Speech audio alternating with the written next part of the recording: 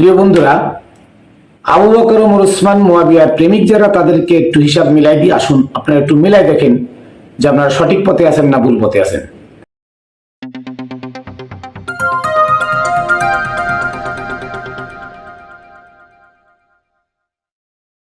বিসমিল্লাহির রহমানির রহিম। ওমা ইয়ানতিকু আনিল হাওয়া ইন হুয়া ইল্লা ওয়াহিয়ুহা।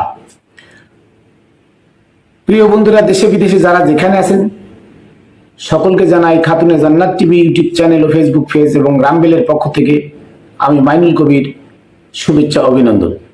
সর্বপ্রথম লাখো কোটি শুকরিয়া জ্ঞাপন করি এবং আমার সালাম ভক্তি প্রেরণ করি পাক পাঞ্জাতনের পাক রজাই, বাবা শাহ আলীর পাক রজাই এবং আমার মুর্শিদ মানিক চাঁদ শাহ মাদ্দাজিল্লুহুল আলিয়া ওনার পাক কদমে।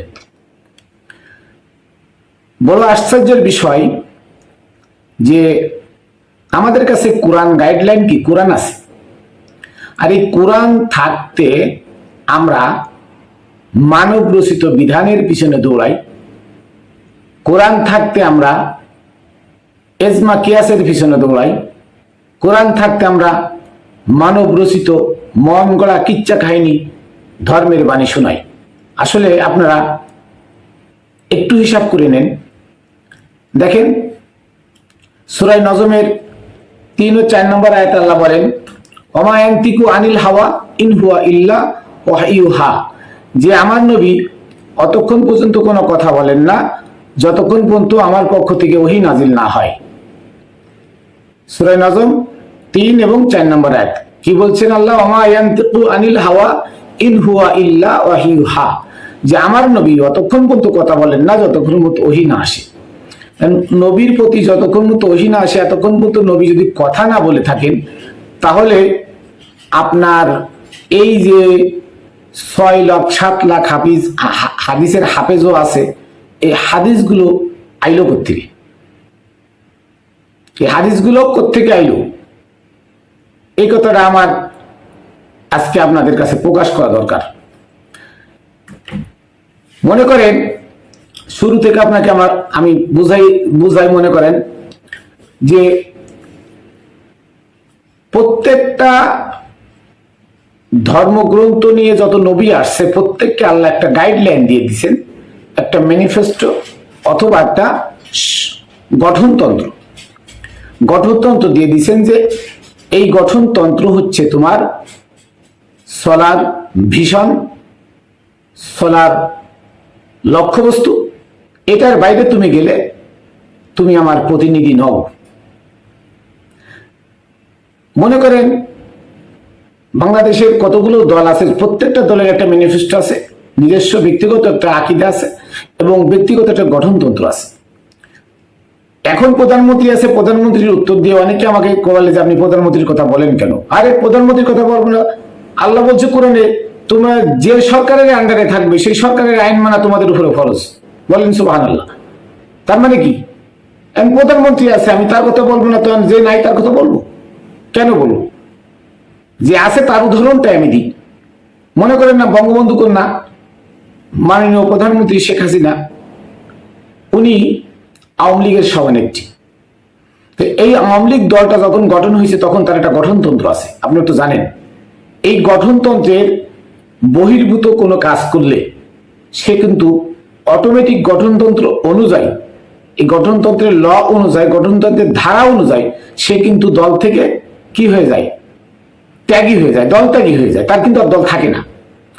এখন প্রধানমন্ত্রী তার বাসভবনে বসে, তার প্রধানমন্ত্রীর কার্যালয়ে বসে সে কি ওই জামালপুর, রংপুর, সিলেট, কুমিল্লা, চট্টগ্রাম, খুলনা, সাতক্ষীরা, বাগেরহাট, যশোর, এই বাংলাদেশের বিভিন্ন জায়গায় নিজে গিয়ে কি আইন প্রণয়ন করে নাকি প্রতিনিধি দিয়ে করে? আমাদের দেশে 360 জন, 364টা জেলা, 66টা জেলা আর কি, এই 66টা জেলায় আমাদের মনে করেন 330 জন এমপি আছে। এই 330 জন এমপি, এই 330 জন এমপির কাজ কি? এমপির কাজ হলে এই দলের যে গঠনতন্ত্র আছে ওই গঠনতন্ত্রের আলোকে প্রত্যন্ত অঞ্চলে সবখানে আওয়ামী লীগের আকীদা বাস্তবায়ন করা। তাহলে আল্লাহ তাআলা মনে করেন বাস্তবায়ন করে, এখন একজন এমপি বা 10 জন এমপি এই গঠনতন্ত্র নিয়ে গিয়ে জামাত ইসলামের গঠনতন্ত্র অনুযায়ী উনি ওখানে কি করছে, ওইখানে আওয়ামী লীগের কার্যক্রম চালাচ্ছে। কারণ গঠনতন্ত্র জামাতের গঠনতন্ত্র অনুযায়ী উনার ব্যক্তিগত কিছু গঠনতন্ত্র ব্যক্তিগত তৈরি করে চালাচ্ছে। তাহলে প্রধানমন্ত্রী শেখ হাসিনার যে অরিজিনাল আইন আছে, যে ল আছে একটা দলের, ওই এমপিরা কি ওই লয়ের বহির্ভূত কাজ করলো না? তো লয়ের যদি বহির্ভূত কাজ করে তাহলে তারা কি, তাহলে দল ত্যাগী হয়ে যায় না? ঠিক তেমনি আল্লাহ তাআলা যুগে যুগে যত নবী রাসূল পাঠিয়েছেন প্রত্যেককে একটা গাইডলাইন, একটা গঠনতন্ত্র, একটা ম্যানিফেস্টো, একটা আকীদা দিয়ে ছেড়ে দিয়েছেন যে তোমরা এর বাইরে যাবে না, কারণ তোমরা আমার প্রতিনিধি। আমার নবী তো আল্লাহর কাছ থেকে কি নিয়ে আসছে? আল্লাহর কাছ থেকে উনি আল্লাহর কপি হয়ে, প্রতিনিধি হয়ে দুনিয়াতে আসছে আমাদেরকে হিদায়াতের পথ দেখাতে। তাহলে উনি এসে উনার কাছে আল্লাহর সংবিধান আছে, গঠনতন্ত্র আছে, আল কুরআন। এখন এই গঠনতন্ত্র এইটা যদি উনি বাদ দিয়ে উনার নিজের মন গড়া যদি কিছু দিয়ে থাকে তাহলে এই গঠনতন্ত্র পরিপন্থী হলো না। অথচ গঠনতন্ত্রে তো লেখা আছে, আইনে লেখা আছে, সূরা মায়দার 40, 45 ও 47 নম্বর আয়াতে লেখা আছে যে তোমরা যদি আমার বিধান অনুযায়ী ফয়সালা না করো, আমাল্লাম ইয়াহকুম বিমা আনজালাল্লাহ ফাউলাইকুমুল কাফিরুন, যদি আমার এই বিধান, আমার গঠনতন্ত্র অনুযায়ী তুমি না চলো, তোমার জীবন না গড়ো এবং তোমার এরিয়ার ভিতরে এই গঠনতন্ত্র বাস্তবায়ন না করো, তুমি যদি মন গড়া কিছু করো তাহলে তুমি কাফের। তার মানে কি, তুমি আমার গঠনতন্ত্র অস্বীকারী, তুমি আমার প্রতিনিধি নও। কি তাই বোঝা যায় না?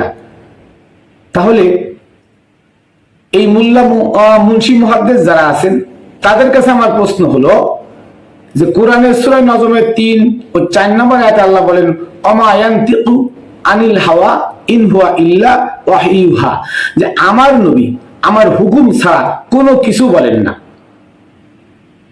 তাহলে আমার নবী আমার হুকুম ছাড়া কোনো কিছু বলেন না, তাহলে আপনারা 6 লক্ষ হাদিস কোথায় পাইলেন?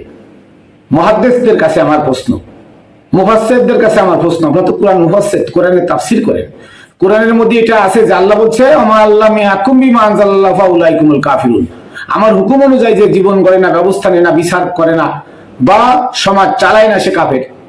তাহলে আল্লাহর নবী কি আল্লাহর বিধানের বাইরে গিয়ে 6 লক্ষ হাদিস তার মন গড়া বলেছিল? তার ভিতরে একটা হাদিস আছে, কি জানেন? আব্দুল্লাহ ইবনে মাসউদ থেকে বর্ণিত একটা হাদিস আছে যে আব্দুল্লাহ ইবনে মাসউদ বলেন যে নবীকে বলতে শুনেছি যে আমার উম্মতরা জান্নাতে যাবে। তো সে বলল যদি আপনার উম্মতরা জিনা করে, ব্যভিচারী করে, চুরি করে, জিনা করে, ব্যভিচারী করে, চুরি করলো, তারা জান্নাতে যাবে। নাউজুবিল্লাহ, নাউজুবিল্লাহ। অথচ আল্লাহ সূরা নূরের দেখেন শুরুতেই আছে আয-যানিয়াতু ওয়াজ-যানি ফাজলিদু কুল্লা ওয়াহিদিন মিনহুম মিয়াতা জালদা, যে জিনাকারী পুরুষ হোক মেয়ে হোক তাকে 100 করে ডোরা মারো। তাহলে নবী কি এই আইন ছেড়ে, এই আইন আল্লাহর আইন, আল্লাহর সংবিধান ছেড়ে, আল্লাহর গাইডলাইন ছেড়ে নবী কি নিজের ইচ্ছা মতো ওই কথাগুলো বলেছিল? নাউজুবিল্লাহ, এগুলো সম্পূর্ণ বানোয়াট, মিথ্যা। আর এইগুলো যারা করিয়েছিল তারা কারা? তারা সমাজের কারা? তারা সমাজের সেই আবু বকর, সেই ওমর, সেই উসমান, সেই মুয়াবিয়া, এরাই 100টার বেশি নতুনত্ব ওই ওমর কায়েম করেছিল। এবার আসেন কোরআনের নিয়ম অনুযায়ী, কোরআনের নিয়ম অনুযায়ী আপনি যখন জিনা করতেন, মদ খাইতেন, ব্যভিচারী করতেন, জীবন্ত মানুষ কবর দিতেন জাহেলিয়াতের যুগে, আবু বকর ও উসমান তারা নবীর কাছে এসে সত্যকে দেখে সত্য গ্রহণ করলো। কি বলে? সত্য কি বলে গ্রহণ করলো? যে হে রাসূল, আপনার কাছে আমরা বিক্রয় হয়ে গেলাম। তার মানে আমাদের জান মাল, ইজ্জত, আবরু, আমাদের ধন সম্পদ বাল বাচ্চা যাহা কিছু আছে আপনার পদচরণে কুরবানি দিলাম, ইভেন আমাদের জীবনটাও কুরবানি করে দিলাম। আপনি যে সময় যে ওয়াদা করবেন, আজ্ঞা হয় তা আমাদের সাথে সাথে পালন করা, আমরা সেটা পালন করব। অথচ উহুদের ময়দানে এই ওয়াদা করার পরে উহুদের ময়দানে আবার নবীকে আবু বকর ওমর ওসমান ফেলে রেখে ফালায় চলে আসলো। তাহলে তারা ওয়াদা করেছিল দুঃখে সুখে সর্ব অবস্থায় আমি আপনাদের সাথে থাকবো, আমরা আপনাদের সাথে থাকবো। আর নবীও বলেছিলেন আলাস্তু বিআউলা মিন আনফুসিকুম, তোমরা কি তোমাদের জীবনের থেকে আমাকে বেশি ভালোবাসো না? সবাই বলেছিল হ্যাঁ, ক্বালু বালা। তাহলে সেই নবীকে ফেলে রেখে আবু বকর ওমর ওসমান যে ফালায় চলে আসলো, তাহলে তারা কি আর ইমানদার ছিল না? কিন্তু নবী তার বিচার করে নাই কেন? যদি বিচার করে তাদেরকে বের করে দিত, তাহলে ইহুদি খ্রিস্টানরা তাদের দলে নিয়ে নবীর বিরুদ্ধে উল্টো অ্যাকশনে যাইতো। তাই নবী তাদেরকে কিছু বল না বলে অমনি রেখে দিচ্ছে যে তোমরা তোমাদের অবস্থায় থাকো। আর সেই আবু বকর ওমর ওসমান যারা গঠনতন্ত্র ভঙ্গ করে, নবীর হুকুম ভঙ্গ করে যারা বায়াত ভঙ্গ করে, তারা কখনো আর সেদিনে ফিরে যেতে পারে না। তারা কাফেরের থেকে কঠিন, মুরতাদ, তারা মুনাফিক। আর তাদেরকে যারা অনুকরণ করছেন, আপনাদেরকে বলছি, হ্যাঁ, মোল্লা মুহাদ্দিস মুফাসসির মুফতি হাজী গাজী, তাদেরকে বলছি আপনারা কোরআন বুঝুন, কোরআনের সুন্দরতা, কোরআনের বিশ্লেষণ করুন, কোরআনকে বুঝে নিন যে এটা কতটুক সত্য। আমি আয়াতটা বলে দিচ্ছি, সূরা আল ইমরানের 153 নম্বর আয়াতটা সুন্দর করে আপনারা পড়ুন। 122 নম্বর আয়াত পড়ুন। দেখেন আল্লাহ বলছে যে যারা মুমিন তারা আল্লাহর পরে তাওয়াক্কুল করে ভালো মন্দ যা কিছু হয় ধৈর্যের সাথে গ্রহণ করে। তা যারা নবীকে রক্তাক্ত অবস্থায় ফেলে ফালাই চলে আসলো, তারা মুমিন হইল কি করে আপনাদের কাছে জানার বাসনা রইল। আর এই আবু বকর ওমর ওসমান মা ফাতেমার কাছ থেকে বাগে ফাতাক কেড়ে নিল, মা ফাতেমার ঘরে আগুন লাগাইল, মা ফাতেমার পেটের বাচ্চা হত্যা করছে ওমর দরজায় লাঠি মেরে, মাওলা আলীর মাজায় দড়ি বেঁধে টানতে টানতে নিয়ে আসছিল। এই ওমরের হুকুমে হযরতে বেলাল হাবশী উমাইয়ার গোলাম ছিল, সে বেলাল হাবশীকে ওমরের লোকেরা সিরিয়াতে পাথরের উপরে মাথা রেখে আরেকটা পাথর দিয়ে আঘাত করে মাথা গোড়ায় হত্যা করেছে। ইতিহাস খুঁজে রাখেন আপনারা। এই ওমর 70 বছর বয়স, 16 বছরে মেয়ে ধর্ষণ করেছিল। জানেন ইতিহাস? ইউনিভার্সিটিতে ইসলামী স্টাডিজে পড়ানো হয়। মুসান্নাফ ইবনে আবু সাইবা 3য় খণ্ড পড়ে দেখেন। ওমরের ভয় কেউ কথা বলতো না। আজকে নবীর ফাঁসে ওমর কেন, আবু বকর কেন প্রশ্ন করেন? ক্ষমতার জোরে ছিল। কিসের জোরে? ক্ষমতার জোরে ছিল। জিয়াউর রহমান চন্দ্রিমা উদ্যানকে জিয়া উদ্যান বানায়, বিএনপি তখন ক্ষমতায় ছিল। জিয়াউর রহমানের লাশ টেনে চন্দ্রিমা উদ্যানকে জিয়া উদ্যান বানায় সেখানে রাখছে না? এটা ক্ষমতায় ছিল। যদি আওয়ামী লীগ থাকতো পারতো, জাতীয় পার্টি থাকলে পারতো না। ঠিক এমন যে ক্ষমতায় থাকে, আবু বকর ক্ষমতায় ছিল। আবু বকর কি লাওয়ারিস? তার বাপের কি সম্পত্তি ছিল না? তার বাপের কি জায়গা নাই যে নবীর ওয়ারিসদেরকে লাথি মেরে ফেলে দিয়ে সেই জায়গা জোর করে দখল করতে হয় আবু বকরের? ওমরের আবু বকর যখন চলে যায় তখন ওমরকে ক্ষমতায় বসায় যায়। তাই ওমর আবু বকরকে নবীর ফাঁসি জোর করে, লাওয়ারিস তাকে জোর করে নবীর ফাঁসি জায়গা দখল করায়, সেখানে তাকে কবর দেয়। অথচ সেখানে কবর দেওয়ার কথা ছিল মা ফাতেমার রওজা হওয়ার দরকার ছিল, মাওলা আলী হাসান হুসাইনের রওজা হওয়ার কথা ছিল। তাদেরকে সেখানে থাকতে দেয়নি আবু বকর ওমর।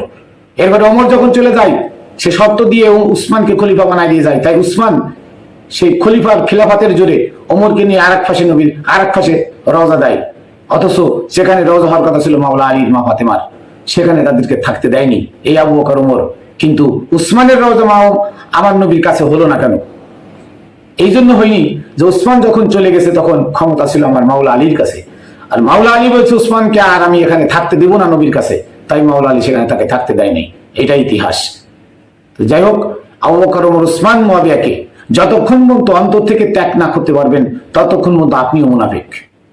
আপনার কোনো আমল কাজে লাগবে না। এই জন্য লাগবে না যে কোরআন বলছে যারা এই গঠনতন্ত্র ভঙ্গ করলো তারা কাফের, তারা জালেম, তারা ফাসিক। আজকে আমাদের গালি দেন, অসুবিধা নাই, সত্য কথা বলে যাব, ভয় করি না, গালির ভয় করি না। একটু আগে তো একজন আমাকে গালি দিল, কত কিছু করলো, প্রধানমন্ত্রী নাকি ওই ছেলের কথাই চলে, এমন ক্ষমতাধর।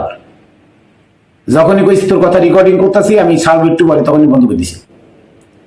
তো এখন এইভাবে সারাক্ষণ আমাদেরকে হুমকি দেয়, ধমকি দেয়, কি হুমকি ধমকি আমরা ভয় করি না, সত্য বলে যাচ্ছি, বলে যাবো ইনশাল্লাহ, বাকি যতদিন বেঁচে থাকবো সত্য এভাবে প্রচার করে যাব। তো আমি আর দীর্ঘই করব না, এখানে রাখছি। ওমা তৌফিক ইল্লা বিল্লাহ। সকলে আমাদের এই খাতুনে জান্নাত টিভি চ্যানেলটা সাবস্ক্রাইব করবেন আর ফেসবুক পেজটা ফলো দিবেন। আমি শেষ সালাম ও শুভেচ্ছা জানিয়ে সকলকে এখানে শেষ করছি। ওমা তৌফিক ইল্লা বিল্লাহ। আবার দেখা হবে অন্য ভিডিওতে।